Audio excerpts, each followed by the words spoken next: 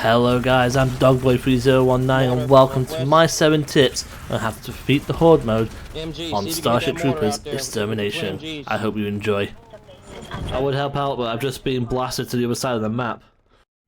So starting with tip number 1 guys, you need to be building your strongest structures around the mobile base. This is your bunkers and your gates, not so much the electric fences.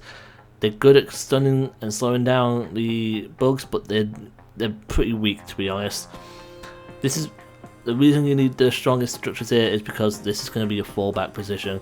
It needs to be the most heavily defended position, so you also need to throw up some turrets around it as well for when those bugs do eventually break through your outer perimeter. I have heard that you can put towers up around the mobile base as well, and this will help protect them from grenadier bugs. I haven't witnessed it myself, but let me know in the comments if you've seen this and if it does actually work. Now once you have built your buildings around the mobile base, you need to start building out from it. That means throwing up your walls. These need to be multi-layered, but arranged in a way so that you can actually move around the base fairly easily without too much obstruction.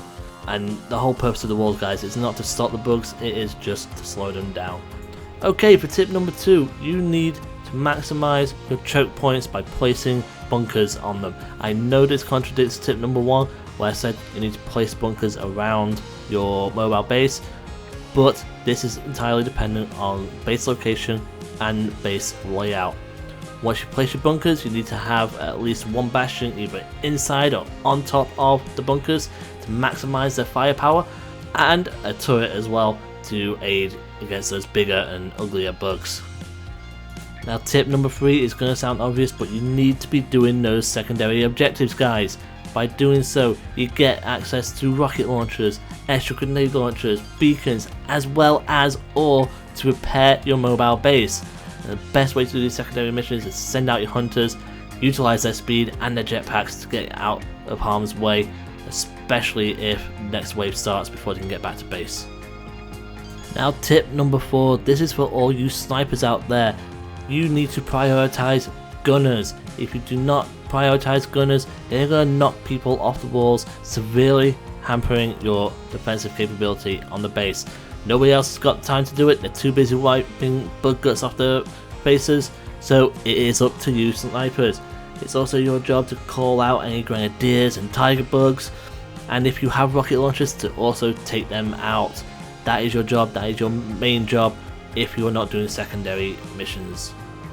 So on to tip number 5. At certain points during the wave, there will be a lull on one or two sides of the base. So for example, the north side might accrue a lull where there's no bugs, whereas the south side it just might be getting hammered.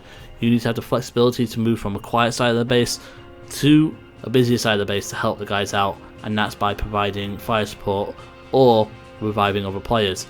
But it also means if you are on the busy side of the base, you need to be able to call for help if you need it, and that is the best way to stop yourselves from getting overwhelmed. Okay guys, this one may seem obvious, but at the end of each wave it is all hands on deck to repair and build the base, unless of course you are one of the guys doing a secondary mission to gain rocket launchers, etc. But everybody needs to be repairing the base, everybody needs to be placing bunkers, turrets, walls, everything. And if you've got mines or shock sticks, even better, you need to put them down as well, just to make things a lot easier, because if you don't get that base repaired, you're going to get overwhelmed, and that's it. That's the end of the round, that's the end of the game. Last but by no means least, probably the most important tip that I'm going to give you is communication guys. Call out high priority targets. Call out if your side of the base is struggling and you need extra support.